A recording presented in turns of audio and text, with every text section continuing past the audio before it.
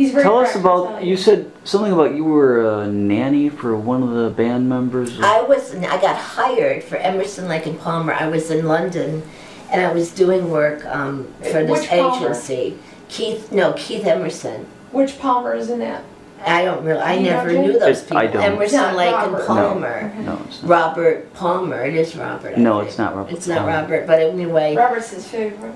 I never had a clue about who these people were.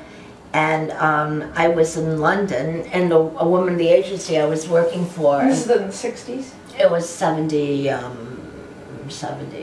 1971. Oh, okay. 70. It was 70 that time. 70. I think. Well, anyway, whatever. Yeah. And I just happened to be there, and she said, you know, it's about time we got a house for you. She said, you know, you get a place to stay. And she said, there's a woman, Mrs. Emerson, who's looking for a nanny for her little boy. And she said, here's the address. And I said, okay. So I go over there, and they open the door. A young girl who was their au pair from Denmark or whatever was going back, kind of a frumpy-looking young woman. And she opened the door, and there are gold records, a whole wall of gold records. And we're like, wow. And I had no clue, and I still don't. I really, but so in comes Keith Emerson. Are they real gold, like solid? I don't know what a gold record. No, they're just gold like records. veneer, They represent. But they selling are so many gold. copies. They look gold. I mean, you know, they got the gold maybe they are real veneer. gold. I don't know. They got the Oh, they're look, plated. oh, it's so cute. We're missing out. Oh, it's so beautiful what they're doing. It's just, and they have these other things like, oh, they're really good. This is really a good one. Passion and peace is what they're promoting. You got to rekindle your passion. For peace. Yeah, or your passion, whatever it might be. Yeah. Your passion for making films, your passion for finding friends. Our passion for... But you got to meet this Paula Wallaby. Oh, come on. Videoing our friends. Now tell us about the gold records. Oh yeah, so anyway, and Mrs. Emerson came in and she said, yes, this is my Was it a nanny. big house, luxurious No, it was house? an apartment. Oh, okay. It was a flat, but you know, and you walk in, it's like in Paris, you walk in and it doesn't look like a spectacular, it doesn't look like anything special, and then you get into the apartment and it's a whole new world. That's It was like the one in too. Paris. When I lived in Paris, I lived in a beautiful apartment. I love like a secret hallway and you walk in and then... No, yeah, I had a all this stuff pissoir on the top floor, and that wasn't just... No, I had 2 rooms in Paris.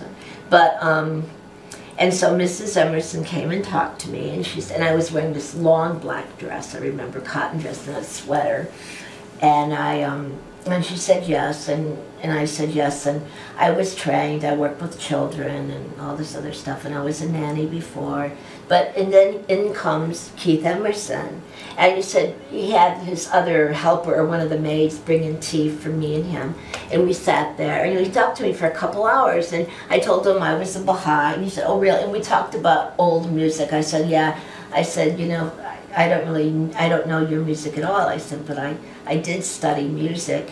And he said, what? And I said, early music, before, it ended with before Beethoven, you know, Bach. And he had a beautiful harpsichord in the thing. And he said, you know, we can talk about this. And he had an old piece of music on a frame, and it was very interesting. And he said, you're hired. And he said, would you mind traveling? Would you mind going with whatever the little boy's name to visit his grandparents in Scandinavia for Christmas, like I would mind? Or would you mind going on to, you know, no. But his wife kind of looked at me like, But no, then he called me the next day. He himself called me and he said, you know, I'm terribly sorry, but the other nanny, my wife brought one in. She arrived today from, God knows, Scandinavia. And she, my wife likes speaking her language to another, you know, and the kid and all that. So he says, I'm really sorry. They got a divorce a few years later, but it would have been fun traveling with Keith Emerson. You ended up traveling some on your own too. Oh, I traveled a great deal. I lived in Paris. I was an au pair.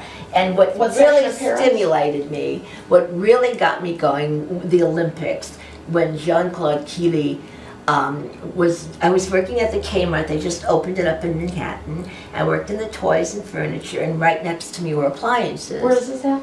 And Manhattan Boulevard. Okay. What year? Oh, 1967. Had you been to Europe yet? I know, I went when I was 21 in 68. Okay. It was Love It or Leave It. Oh, look. Very nice. Greece. Haha, yeah. And Athena married that guy. Well, anyway, I was in Paris when Jackie married Ari. And it was on the front page of the paper. But I was this diplomat. It was the time of the Paris peace talks when I was in Paris. And it was also, and I met this guy who was there for the talks. It was a diplomat. Oh, big deal. And, you know, and a long story, but I did, he said, you know, Jackie would trade places with you right now. I said, oh, yes, I'm sure. He said, no, she would like to be 21 and in Paris all over again. He said, I think if she could do it over, she'd like to be 21 and in Paris again. Who wouldn't? I don't know, a lot of people wouldn't. The Americans I was staying with hated 21 Paris. They hated Paris. Yeah. The girl joined, she loved Arabs, and she started working with the PLO. They used her. She was a blonde. Her father was a diplomat. Ooh. And I could have worked for a diplomat family, you know, right by the American embassy, but I didn't want to, because she said, oh, you can speak English. They were very upper. And this girl, she was a kind of a bitch. She had 2 kids, and she would go off to ride her horse in the bois with her husband, with their little habits. And I thought, no, I'd rather be with somebody and help my French, you know. And so I took an actress, and she was Annick Jarry, and her husband was a director and producer, and so was his brother, and they were off to Africa to do something, and she was having an affair with her stepbrother, or half-brother, and he came from Provence, Marseille, whatever. But I lived in Paris. My place was really great, Miromini, and I often wonder whatever happened to that little boy, Antonin Jarry. What section of Paris? Oh, the best, the absolute, one of the best places.